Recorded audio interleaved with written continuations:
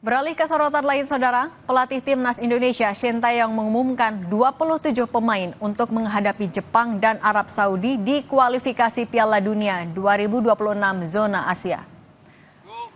Skuad Garuda dijadwalkan menghadapi Jepang pada 15 November dan Arab Saudi pada 19 November di Stadion Utama GBK. Timnas Indonesia saat ini berada di peringkat 5 grup C kualifikasi Piala Dunia 2026 di luar zona playoff ke babak selanjutnya.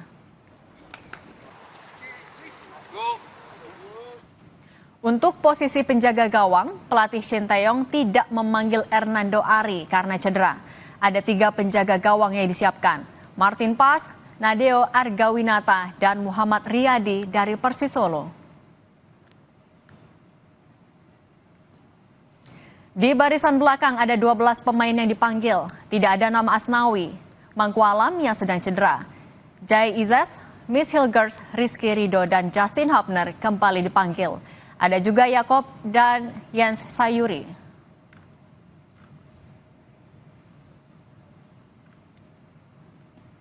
Untuk pemain tengah ada Tom Hay, Nathan Chowaon, Ivar Jenner, dan Ricky Kambuaya.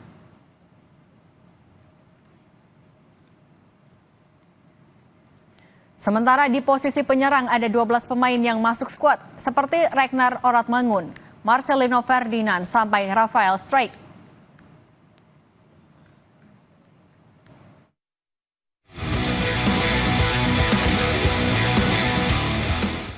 PSSI menerapkan cara baru dalam penjualan tiket pertandingan kualifikasi Piala Dunia 2026 zona Asia melawan Jepang. Pendukung timnas harus terdaftar sebagai anggota Garuda ID jika ingin menonton langsung pertandingan Timnas Indonesia. Namun, proses pendaftaran online kerap terkendala masalah teknis. Kondisi ini membuat PSSI akhirnya membuka gerai Garuda ID guna melayani pendaftaran offline di berbagai tempat. Ada 6 lokasi di sekitaran GBK yang bisa didatangi. Calon penonton cukup membawa identitas KTP, paspor, atau SIM untuk mendaftar. Online sendiri di rumah sih susah gitu. Makanya larinya ke nunggu ke booth gini kan mungkin bisa dibantu gitu kan. Akhirnya sih tadi baru bisa sih. Buat masukannya agak lebih dibanyakin aja personilnya. Takutnya banyak yang datang nanti kan untuk ngantrinya itu aja sih. Tak hanya pendukung skuad Garuda, ada juga supporter timnas Jepang yang minta dibantu mendaftar menjadi anggota Garuda ID untuk bisa membeli tiket pertandingan. Prosesnya sudah selesai seminggu lalu, tapi nggak bisa masuk. Prosesnya sepertinya tidak gagal, tapi hasilnya tidak bisa akses, tidak bisa masuk. Kesulitan ya? Iya. Setelah berhasil mendaftar Garuda ID, masyarakat bisa membeli tiket yang akan mulai dijual secara daring mulai hari ini. Nantinya setiap penonton akan masuk ke stadion dengan deteksi wajah. Tim Liputan Kompas TV. Penggemar Timnas Indonesia yang ingin menyaksikan pertandingan babak ketiga grup C kualifikasi Piala Dunia 2026 zona Asia melawan Timnas Jepang dan Timnas Arab Saudi harus mengikuti sistem baru.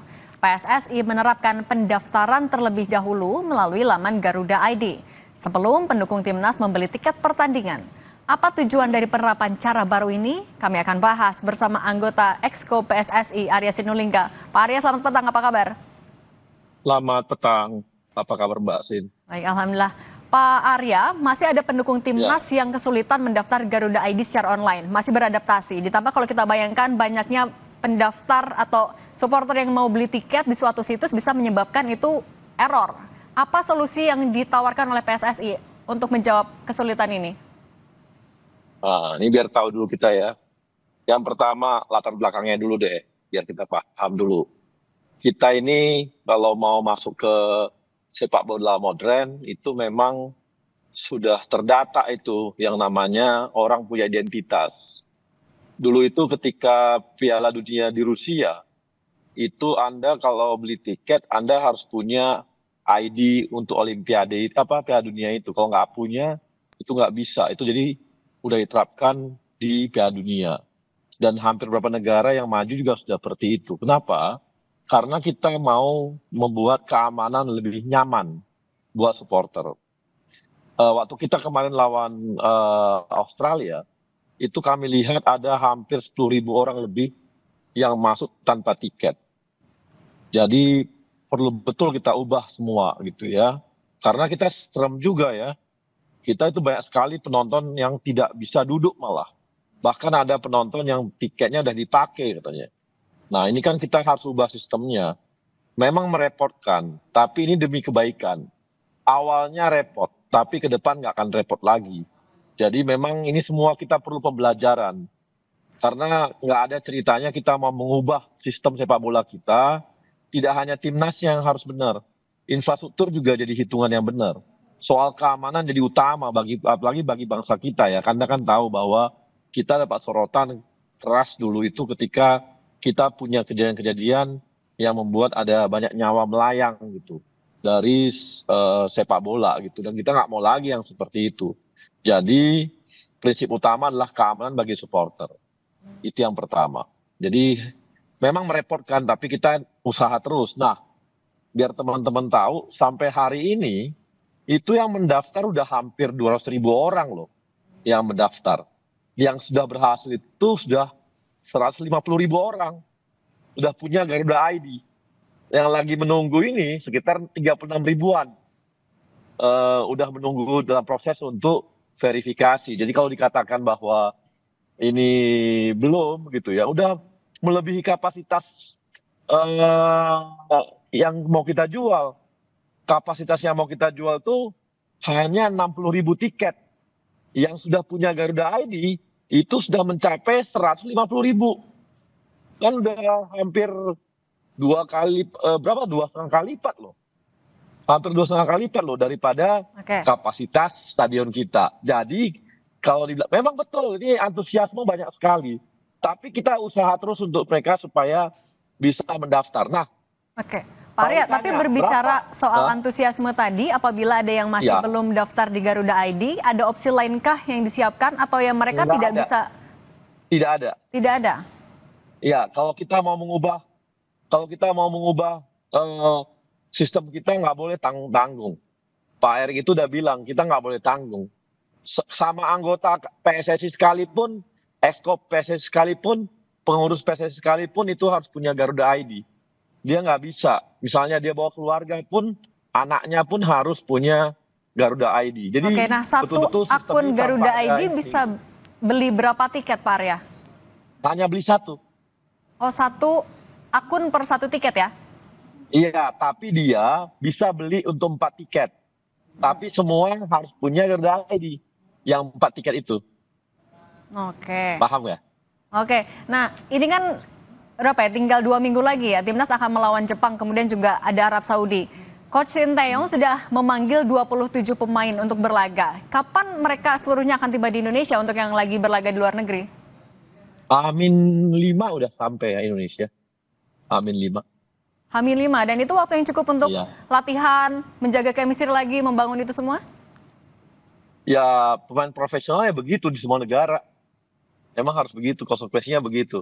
Di hampir semua negara juga begitu. Jadi nggak ada yang, kalau yang jauh-jauh TC-nya ya itu pasti mengganggu liganya kan, nggak mungkin. Sekarang kita aja nggak mengganggu liga kita. LIB aja liganya nggak terganggu loh dengan ini. Dulu kan terganggu, sekarang nggak terganggu. Jadi H-5 memang udah disesuaikan semua jadwalnya.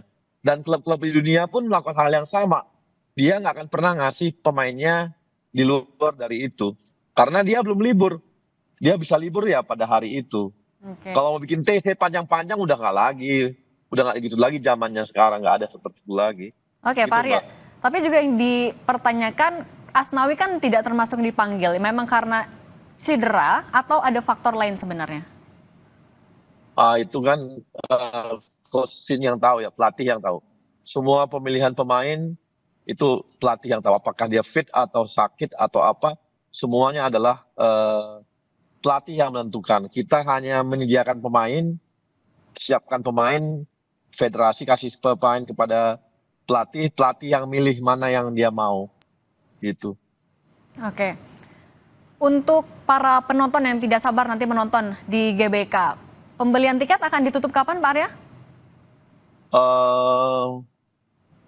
Saya lupa ini, tapi yang pasti sekarang udah mencapai 24.000 loh yang beli. Hari pertama loh ini baru. Oke, Berarti sisanya tinggal 36.000 loh. itu Baru hari untuk pertama ini. untuk yang Jepang, untuk Arab Saudi atau dua-duanya? Jepang. Untuk yang Jepang. Untuk Arab Saudi udah kejual 11.000. Oke. Oke, mungkin Ya. Pak Arya juga bisa menceritakan bagaimana PSSI memotivasi para pemain jelang melawan Jepang. Karena kita tahu Jepang adalah tim yang bagus juga untuk pemain-pemainnya. Ya, kita kan belajar dari kemarin kita main di Bahrain dan belajar dari main ketika lawan Cina ya. Itu kan pembelajaran penting sama kita.